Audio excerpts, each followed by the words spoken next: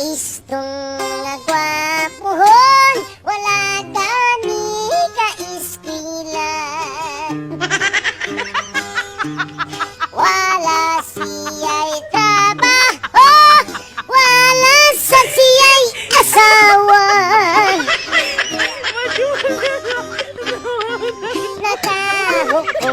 Nakahukom, manimpalat na lang siya.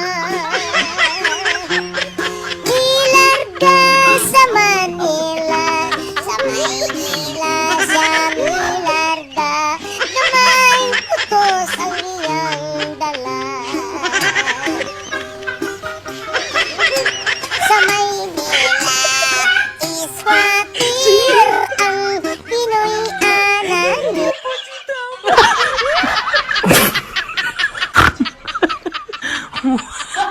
Ha